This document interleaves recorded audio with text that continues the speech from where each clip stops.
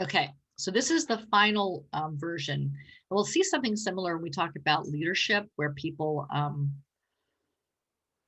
it gets more and more complicated as we go through. So if you notice, we start with individual basic needs, and then we went to behaviors. Well, we don't know what, we don't need to know what's going on inside. We just need to look what you're doing. Let's just reinforce behaviors. And then they got to the part, well, maybe it's the job. Now we're going to get to a little even more complicated, cognitive theories of motivation. There's several of them, but I'm only going to talk about the um, one that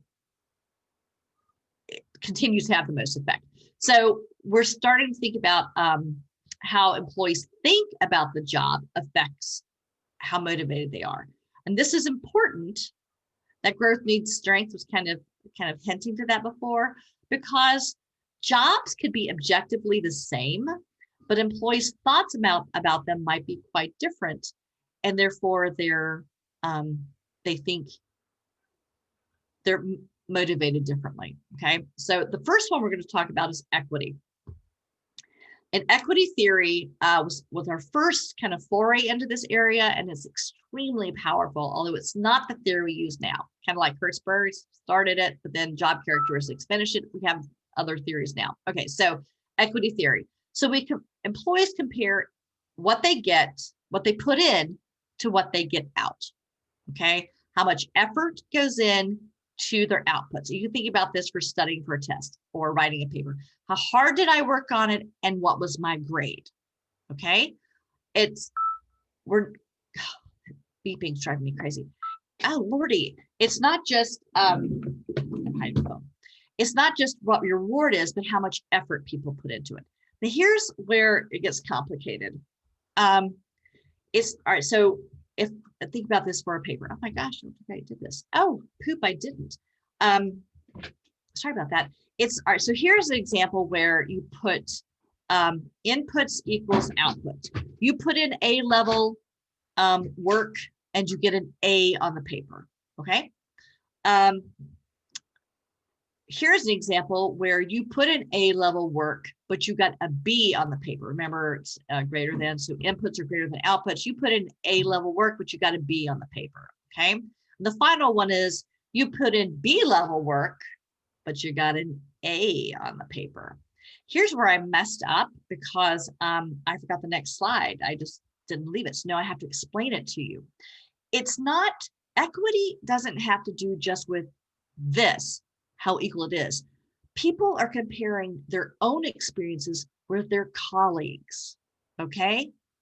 So it's not just what you do, it's what your coworkers do, it's what your colleagues do, it's who your comparison person is.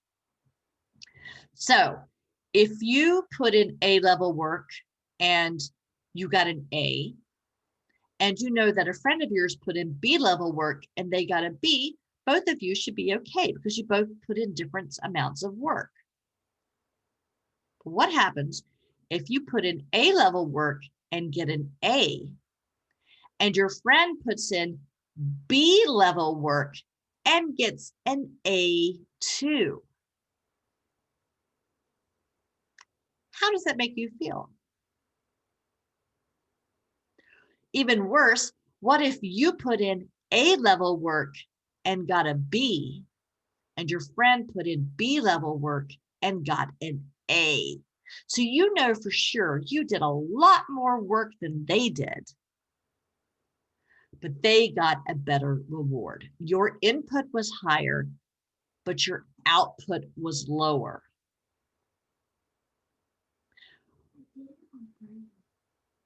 My daughter's talking. So yes, that's equity theory. And what we generally, this is where I have the students go, yeah, I'm usually expecting people to have lots of loud reactions, and we talk through these things because it's just so crazy. So yeah, if you, now the scoop is, if everybody in the class put in A-level work, but then got a grade lower, then you're all just with like a poopy head. It's like the performance appraisal where they're really harsh. And in this case, they're really lenient. Everybody puts in low level, but they get a higher, that's a lenient, or everybody is the same. If everybody's the same, it's fine.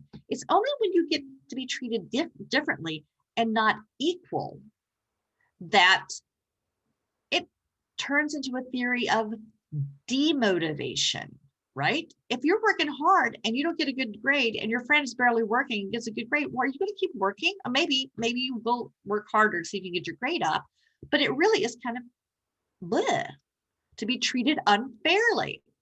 So what we're going to do is, I'm not going to watch it with you, which I hate, but we have a video that shows that this theory, equity theory, is one of the few theories of psychology that transcends species. Please go look at that. It's an amazing video, and it transcends to rhesus monkeys, to dolphins, to dogs, to birds. Lots of different animals want to be treated fairly and know when they're not being treated fairly. It's a universal experience, and that is rare in psychology. I'm going to put in a case study. That'll be a lot of fun for you. It's a quick little, suppose this happens, X, and then this happens. And you can see how it feels to be treated unfairly and see how your reaction is. And what we do about this theory now is equity theory has evolved into justice theory. And that's how we study in organizations. It's a little bit more complicated than just, I'm not being treated fairly. What we look at is procedural, reward, and personal justice now. And that explains so much. We talked about that in our first week of class. Procedural justice. Are the organization's procedures fair to everyone? Are people rewarded fairly? Think about Pfeffer. Think about Pfeffer right there with you, with his research. Are you getting paid the same as someone who's doing the same work as you? And that kind of is crummy if you aren't. So let's make sure we have transparency to make sure we have reward justice.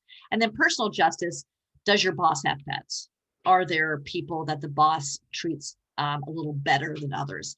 Now, all of these, whenever justice is treated unfairly, we don't like it.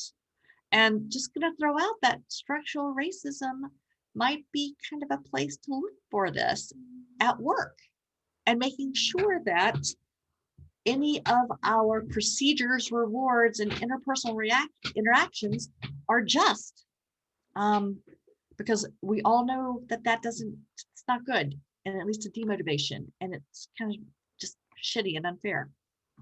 Okay, final, motivation performance. So one of the reasons that motivation, I think, kind of lost like so much IO study is that motivation may not have a direct link to performance. And there are a couple of reasons for that.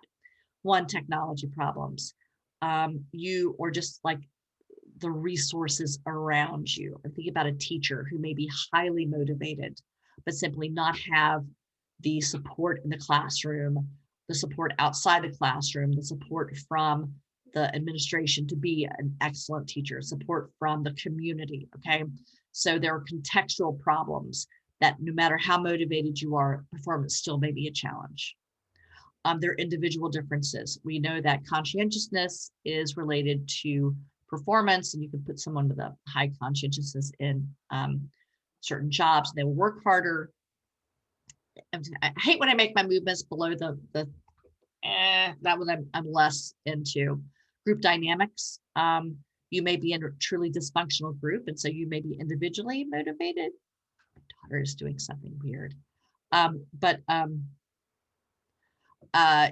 You can't perform. And then there's organizational issues, just simply beyond you, that the organization is kind of a crummy place to work. You may be motivated, you may be unmotivated, but the motivation does not affect performance altogether. All right. But I think once we can sort of look at this, I still think that's where we're going next. We're linking performance appraisals to motivation and making that connection really happen. All right. Did I ever? All right, that might be a long one. Hope not. All right. Thanks.